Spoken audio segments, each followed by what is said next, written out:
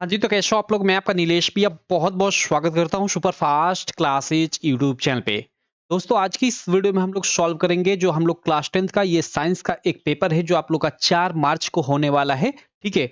उसके लिए एक पेपर सेट ये सॉल्व कर रहे थे 824 जेसी कोड का। इसके हम लोगों ने पिछली वीडियो में सारे के सारे जो एमसीक्यू वाले प्रश्न थे, ऑब्जेक्टिव वाले प्रश्न थे, उनको सॉल्व कर लिया था। इस वीडियो में हम लोग इसके जो सब्जेक्टिव प्रश्न हैं, उनको सॉल्व करेंगे और सब्जेक्टिव प्रश्न में सबसे पहले आपका फिजिक्स वाला जो पार्ट है, उपभाग 1 के अंतर्गत फिजिक्स वाला पार्ट है, उसके जो प्रश्न हैं, वो है यहाँ पे हैं। तो चलो एक-एक प्रश्नों को हम लोग सॉल्व करते हैं। इसके बाद ये 21वां प्रश्न है, आप स्क्रीन पे देख सकते हो, काफ़ी शानदार है, न्यूमेरिकल बेस्ड क्वेश्चन है और ये आपके एग्ज़ाम में 100% फँसने वाले क्वेश्चन। चलो एक-एक हम लोग सॉल्व करते हैं। पहला इसमें वर्णनात्मक प्रश्न का पहला, ऐसे तो 20 ऑब्जेक्टिव के बाद ये 21वां ये प्रश्न हो जाएगा, ठीक है? प्रश्न क्या है?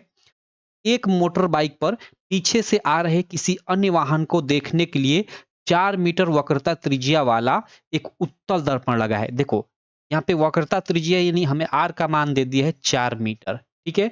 वक्रता त्रिज्या क्या हो गई? 4 मीटर। तो हम लोग वक्रता त्रिज्या हमें दे दी, तो भई वक्रता दूरी यानी F का मान हम लोग ज्ञात कर सकते हैं, ठीक है? फोकस दूरी का मान वो R/2 होता है, आप जानते हो। और उत्तल दर्पण दिया है, तो उत्तल दर्पण के लिए आप जानते हो कि जो एफ होता है उसका मान हमेशा पॉजिटिव लिया जाता है। क्लियर? तो यहाँ से 2 चीज़ें मालूम हुई। चलो आगे देखते हैं, क्या बोला जा रहा है, एक बार और सवाल पढ़ता हूँ। पहले सवाल को अच्छे से समझ लो, सॉल्व करना काफ़ी आसान है। सवाल अगर समझ में आ गया तो देखो, एक मोटर बाइक पर पीछे से आ रहे अन्य वाहन को देखने के लिए 4 मीटर वक्रता त्रिज्या वाला एक उत्तल दर्पण लगा है, ठीक है? बाइक से पीछे आ रहे एक वाहन जिसकी दूरी मोटर बाइक से इसी समय 8 मीटर है। ओके, मतलब यहाँ पे कोई मोटर बाइक है, मतलब बाइक है, चल रही है और उसमें एक उत्तल दर्पण लगा है जिसकी वक्रता त्रिज्या 4 सेंटीमीटर नहीं, 4 मीटर है। ठीक? और उसके पीछे से कोई बाइक आ रही है, बाइक या कोई भी गाड़ी आ रही है। तो उसकी दूरी इस बाइक से कितनी है? 8 मीटर है। क्लियर?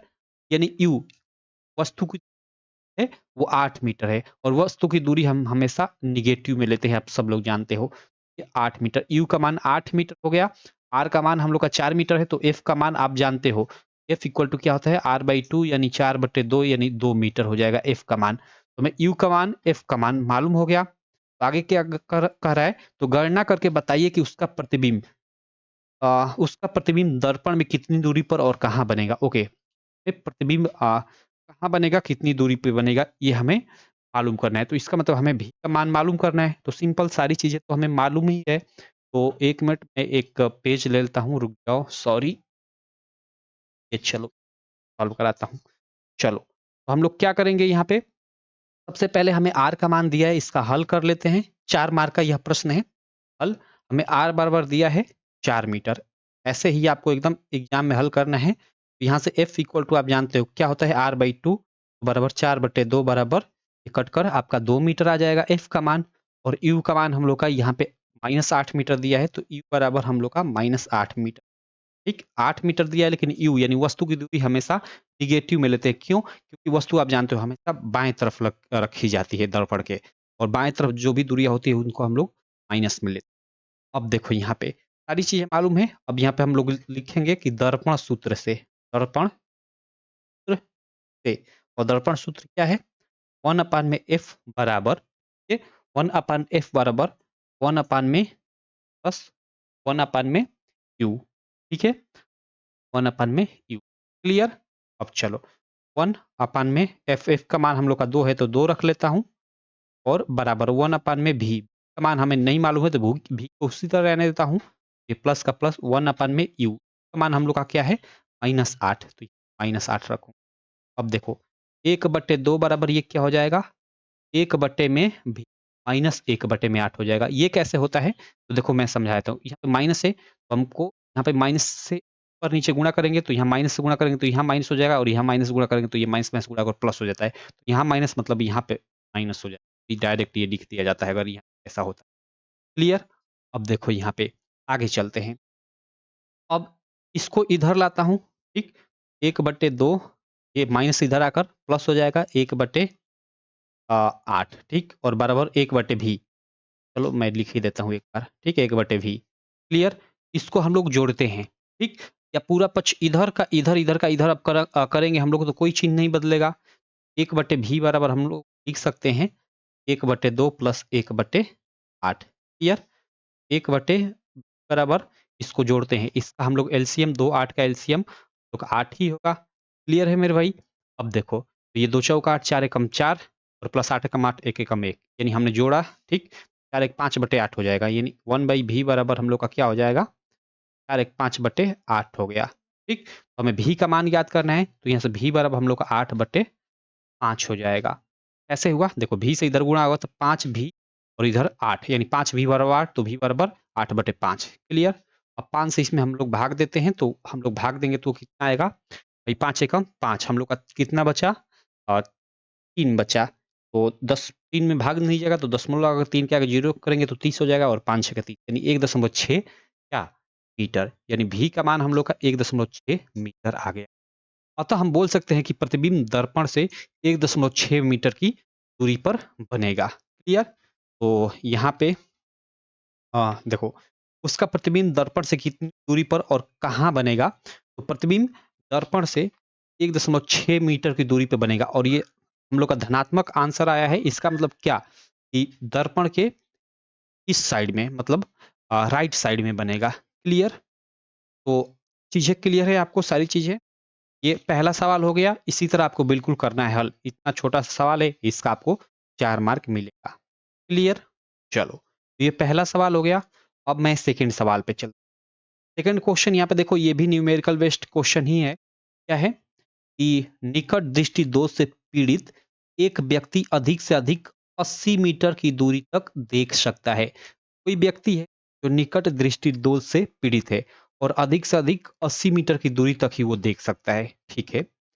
गणना कीजिए कि सही दृष्टि के लिए अर्थात अनंत दूरी तक वस्तु देख सकने के लिए किस प्रकृति तथा किस फोकस दूरी के लेंस का प्रयोग करना चाहिए। काफी शानदार सा सवाल है। चलो इस सवाल को भी हम लोग करते हैं, कोई दिक्कत नहीं। देखो, हमें क्या दिया है कि निकट दृष्टि दोष से पीड़ित एक व्यक्ति अधिक से अधिक 80 मीटर की दूरी तक देख सकता है, यानी उसकी आंखों पे प्रतिबिंब बनने की जो क्षमता है वो 80 मीटर तक ही है। तो हम लोग का मतलब कि हम लोग का भी का मान दिया है यहाँ पे, प्रतिबिंब की दूरी दिया है, हल मैं लिख लेता हूँ यहाँ पे, और हम लोग का प्रतिबिंब की दूरी भी बराबर दिया है वो 80 मीटर और इसको हम लोग निगेटिव ही लेंगे। ठीक है? अब चलो आगे चलते हैं। आगे देखो चीजों, देखो ध्यान देना।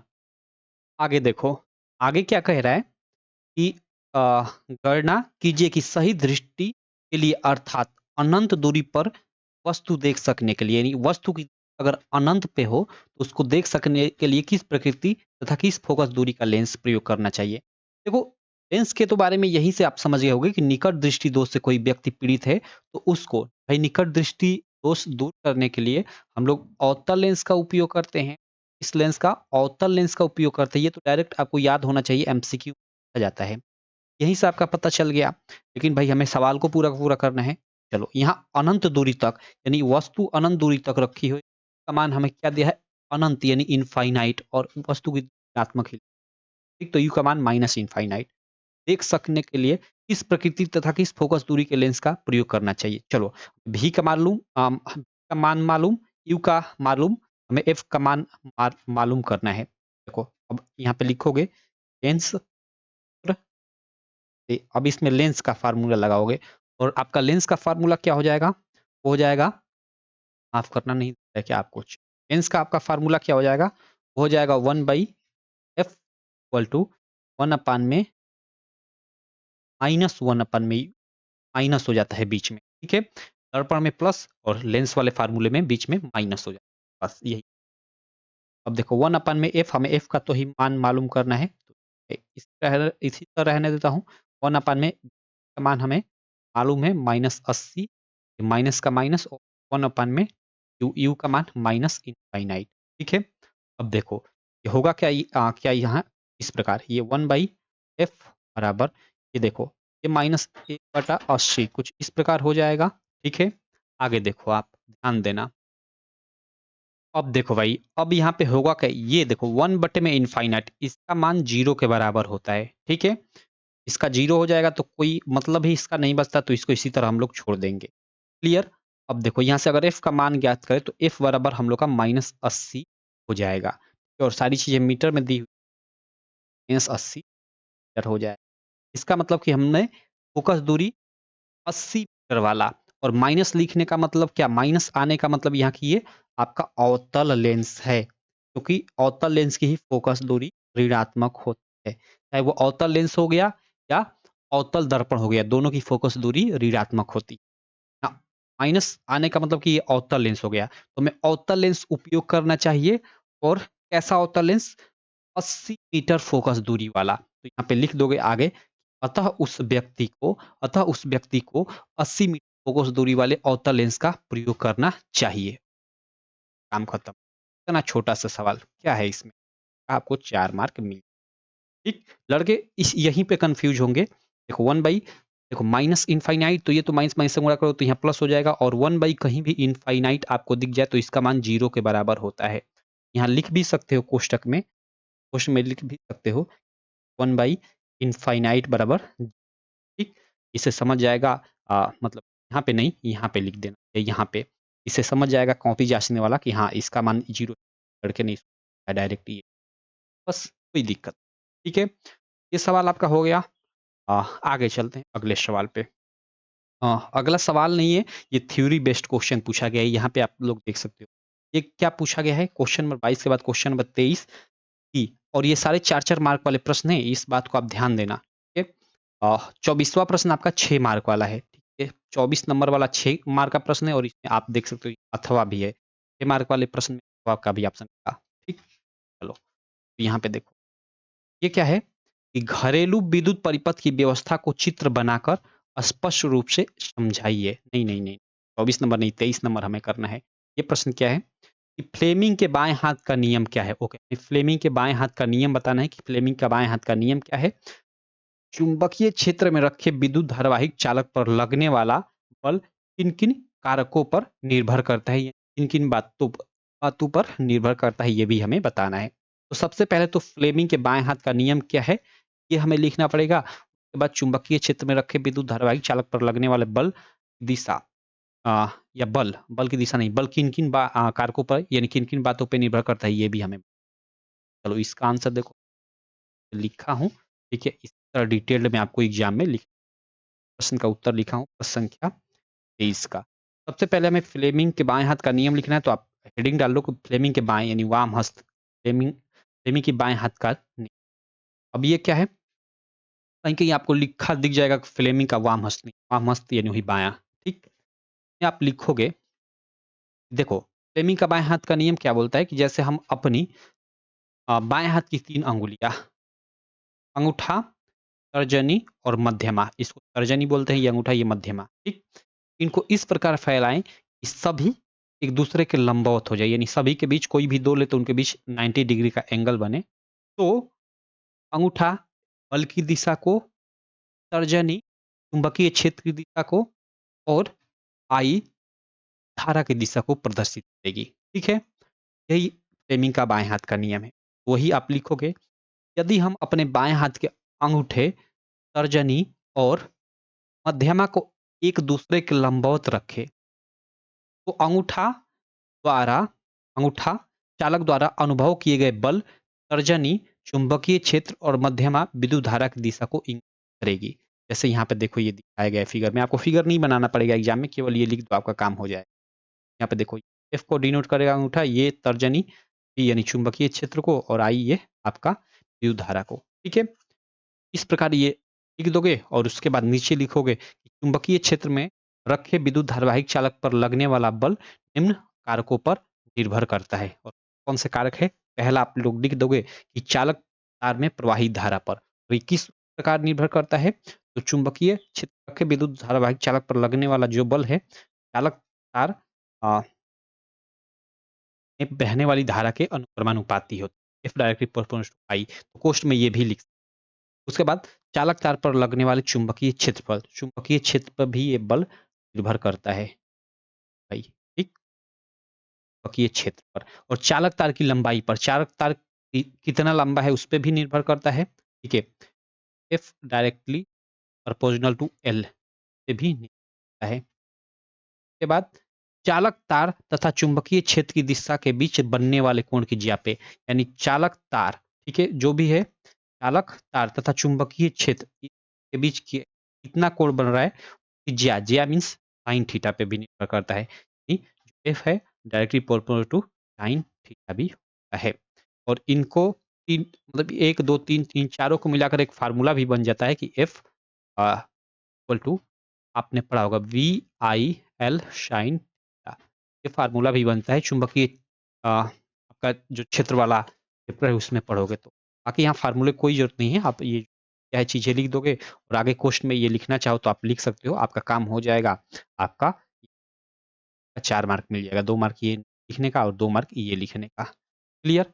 इतनी चीजें आपको एग्जाम में करनी होगी, बस काम खत्म। ये भी क्वेश्चन समझ में आ गया कैसे इसका आंसर लिखोगे? अब चलो, ये हम लोग का प्रश्न संख्या 23 भी हो गया। प्रश्न संख्या 24 देखते हैं। अब देखो प्रश्न संख्या जो 24 है वो 6 मार्क का प्रश्न है और इसमें अथवा का भी ऑप्शन है, यानी 2 प्रश्न है। यहाँ पे एक ये न्यूमेरिकल बेस्ड और यहाँ पे एक ये थ्योरी बेस्ड। तो चलो मैं दोनों प्रश्नों को कराता हूँ। पहला ये घरेलू विद्युत परिपथ की व्यवस्था को चित्र बनाकर स्पष्ट रूप से हमें समझाना है। कोई दिक्कत नहीं, चलो इसके लिए भी सॉल्यूशन कर कर आपके लिए लाया हूँ। ठीक है, यहाँ पे देखो, घरेलू विद्युत परिपथ की व्यवस्था को चित्र बनाकर स्पष्ट रूप से समझाइए, यही क्वेश्चन है। इसका उत्तर हम लोग लिखते हैं और सबसे पहले ये आपके एनसीईआरटी की बुक कर दिया हुआ है पूरा का पूरा अच्छे से। आप लोग देख सकते हो ये फिगर, इसको अच्छे से आप समझ लेना। फिगर को बनाना, ठीक है, ये आना चाहिए आपको बनाना, ऐसे बना देना। ठीक, इसमें देखो होता क्या है, एक्चुअली मैं समझा देता हूँ फिगर, उसके बाद ये कैसे लिखना है तो आप खुद ही इस फिगर को समझ जाओगे, तो ये लिख लो बना बना कर। इसमें क्या होता है, घरेलू विद्युत परिपथ में एक्चुअली होता क्या है कि आप जानते हो कि मतलब जैसे आप खंभों आदि के माध्यम से 2 हम लोग के घरों में तार आते हैं। जैसे एक मेन तार होता है, मेंस होता है, और एक आपका न्यूट्रल उदासीन तार होता है। ठीक है, मेंस और न्यूट्रल ये आते हैं तो सबसे पहले देखो, मीटर में जो हम लोग घरों में मीटर होता है उस प्रेस करने से पहले एक बोर्ड लगा होता है। ठीक है, उसमें उसमें करते हैं। के बाद बोर्ड का एकदम मतलब फ्यूज एक तरह से होता है। उसके बाद मतलब जो मीटर होता है उसमें प्रवेश करती है ये दोनों तार। ठीक है, और फिर उसके बाद मीटर से निकलकर हम लोग के घरों में जो मेन बोर्ड होता है, ये मेन बोर्ड है घरों का, में आता है। और फिर इस बोर्ड से अलग-अलग घरों में देख सकते हो, अलग-अलग ये अलग-अलग सर्किट में धारा जाती है। क्लियर? ये कुछ इस प्रकार होता है। और देखो ये पुराना ज़माना हो गया, अब तो ऐसा नहीं होता है। हर एक घर से, हर एक बोर्ड से निकलकर एक ये भू-संपर्क तार होता है, बाहर जाकर ज़मीन में मतलब लगा होता है। धातु का कोई भी जैसे मतलब फिर उसको गाड़ दिया जाता है, जब तार को लगा दिया जाता है। ठीक है? ये सौर मतलब चीज़ों से बचने के लिए क्या अभी पता चल, इसको आप बना भी सकते हो, ये जो हरा वाला दिख रहा है, नहीं भी बनाओगे तो काम। अब इसमें लिखोगे आप क्या, हम अपने घरों में विद्युत शक्ति की आपूर्ति मुख्य तारों, जिसे मेंस भी कहते हैं, से प्राप्त करते हैं। ये मुख्य तार या तो धरती पर लगे विद्युत खंभों के सहारे अथवा भूमिगत केबलों से हमारे घरों तक आते हैं। खासकर भाई मतलब खंभों के माध्यम से ही आते हैं, बड़े-बड़े शहरों में भूमिगत केबलों के माध्यम से। क्लियर? आगे लिखोगे, विद्युत आपूर्ति के तारों में से एक तार जो विद्युत खंभों से हमारे घर में आया होता है, जिस पर प्रायः लाल विद्युत रोधी आवरण होता है, विद्युन्मय तार अथवा धनात्मक तार कहते हैं, यानी ये वाला मेंस कहते हैं। ठीक? दूसरा तार जिस पर काला आवरण होता है, उदासीन तार अथवा ऋणात्मक तार कहते हैं। क्लियर? इन दोनों तारों के बीच 220 वोल्ट का विभवांतर होता है। आप सब लोग जानते हो कि हमारे घरों में 220 वोल्ट का विभवांतर आता है।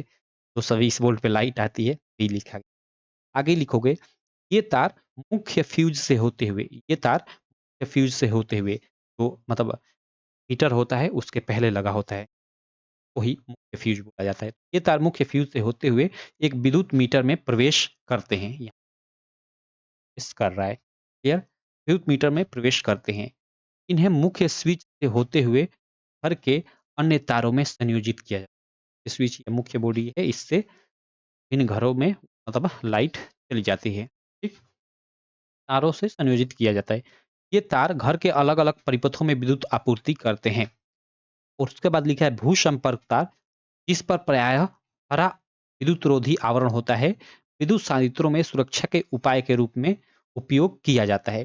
प्रत्येक सांधित्र का अपना अलग-अलग ऑन ऑफ स्विच होता है। सांधित्र मीन जैसे कूलर, फ्रिज, पंखा, उनको ही सांधित्र कहा जाता है। तो प्रत्येक सांधित्र का अपना अलग-अलग ऑन ऑफ स्विच होता है, ताकि इच्छानुसार उनमें विद्युत धारा प्रवाहित कराई जा सके। सभी सांधित्रों को समान वोल्टता मिल सके, इसके लिए परस्पर पार्श्व क्रम में संयोजित किया जाता है।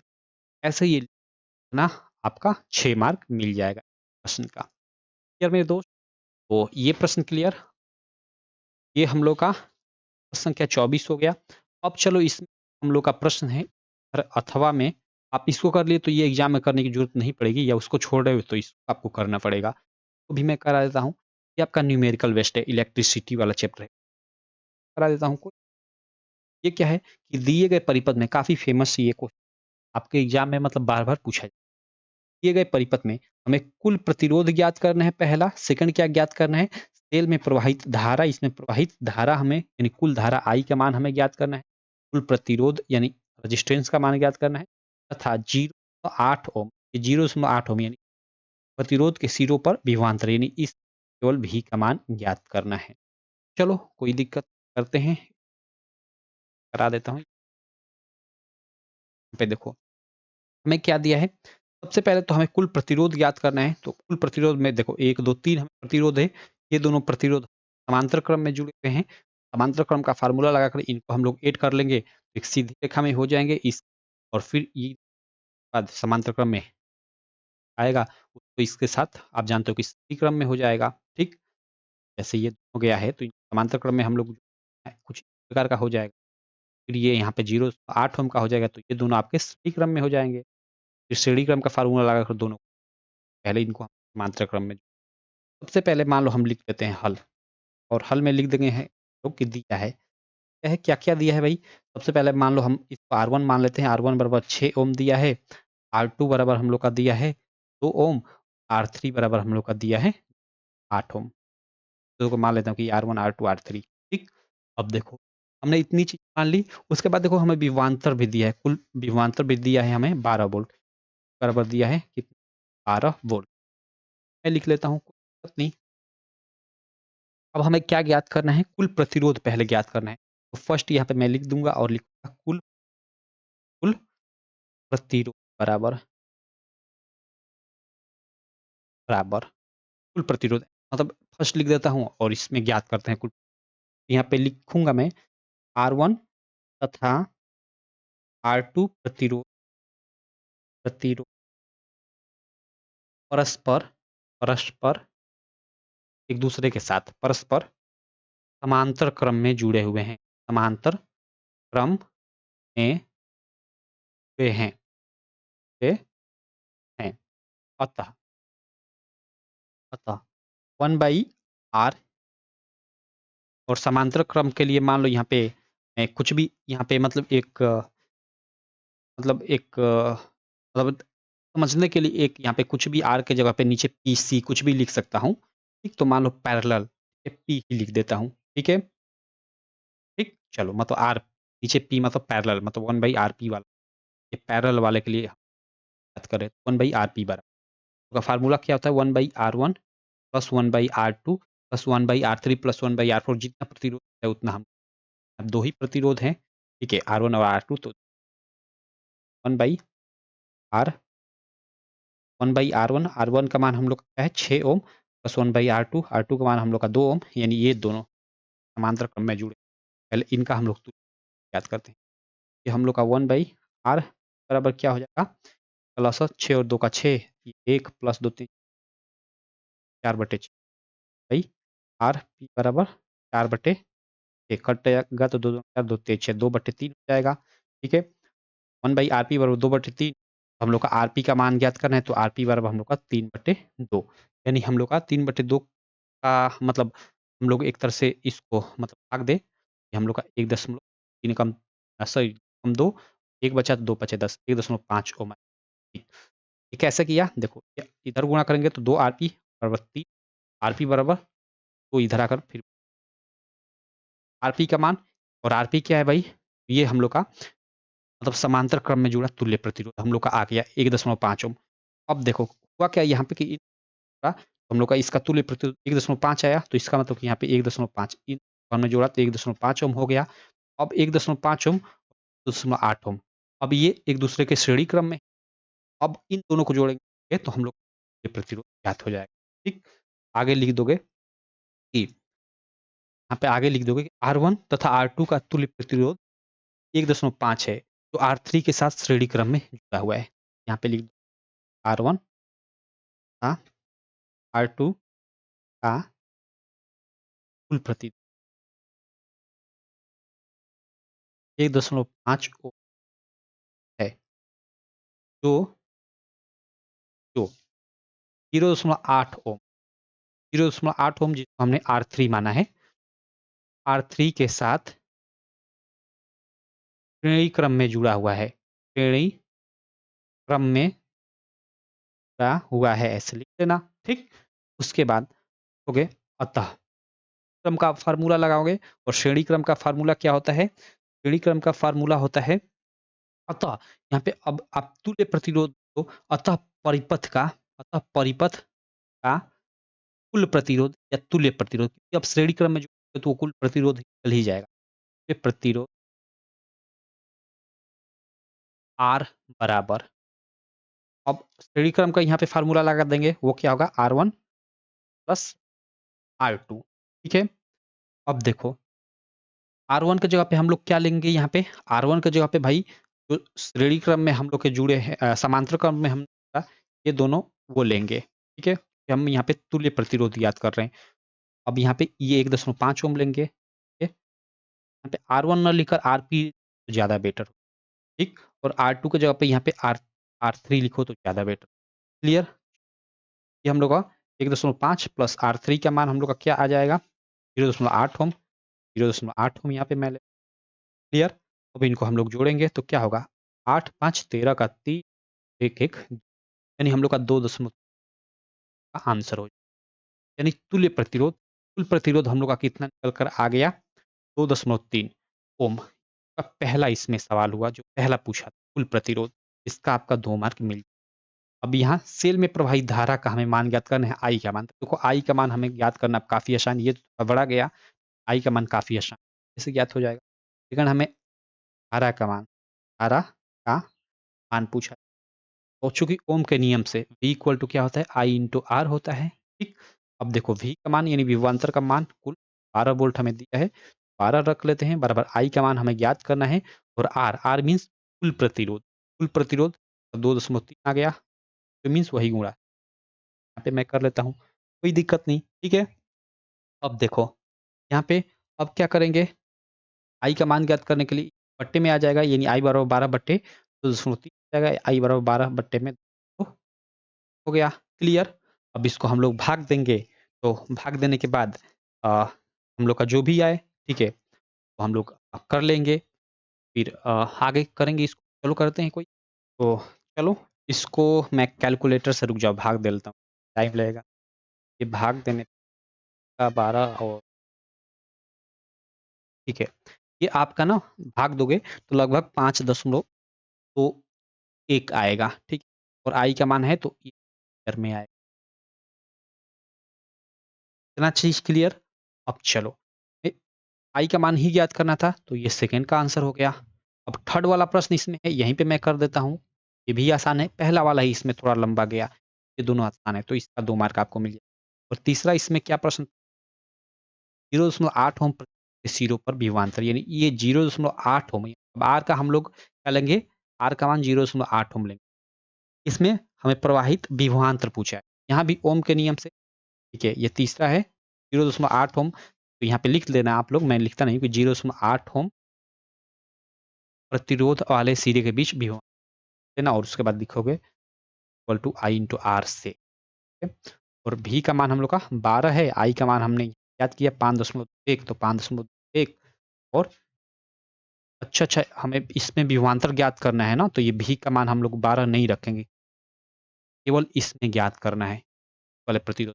ये 12 तो पूरे का है, इसमें ज्ञात करना है, तो 5.21 हम लोग का पहले से मालूम है धारा का मान, और गुणे आर हमें ज्ञात करना है, इसमें ज्ञात करना है, तो का मान रखो 8, बस गुणा करने के बाद जो भी आए वो हम लोग का आंसर हो जाएगा। यहाँ पे गुणा करते हैं, 8 एकम 8, 8 दूना के 16 का 6, 8 5 40, 41 और दो और एक 4.168 क्या वोल्ट, मात्रक मात्रक वोल्ट होता है, तो यहाँ आंसर हो। ये थर्ड वाला जो क्वेश्चन था उसका आंसर हो गया। तो फर्स्ट सेकंड थर्ड ये दोनों काफी आसान थे, छोटे छोटे थे, मेन यही था, ये निकालना। ठीक, इस तरह से आप इस सवाल को कर लोगे और 6 मार्क आपको इस सवाल का मिल जाएगा, ऐसे करोगे तो। ये हम लोग का फिजिक्स वाला जो भाग 1 के अंतर्गत वर्णात्मक प्रश्न फिजिक्स वाला प्रश्न था, इसको हमने कर लिया। अब सेकेंड पार्ट में हम लोग भाग 2 में, यानी अगले वीडियो में हम लोग क्या करेंगे, ये केमिस्ट्री वाले जो प्रश्न हैं वो करेंगे। ठीक, आगे के प्रश्न करेंगे। तो चलो मैं मिलता हूँ आपसे नेक्स्ट वीडियो में, और बाकी इससे पीछे वाली वीडियो यानी जो कि एमसीक्यू की वीडियो है ना, अच्छे से मैंने बनाकर प्लेलिस्ट बना दी है, तो आप चैनल पे जाओगे ना, यहाँ पे प्लेलिस्ट के सेक्शन में आपको साइंस की प्लेलिस्ट दिख जाएगी, उसमें जाकर ये एमसीक्यू आप देख सकते हो। तो चलो मैं मिलता हूँ आपसे नेक्स्ट वीडियो में। आशा करता हूँ ये वीडियो आपको काफ़ी अच्छी लगी होगी। वीडियो अच्छी लगी तो चैनल को सब्सक्राइब करना, वीडियो को लाइक करना और अपने सारे दोस्तों में शेयर भी ज़रूर करना। चलो, हाँ, थैंक यू।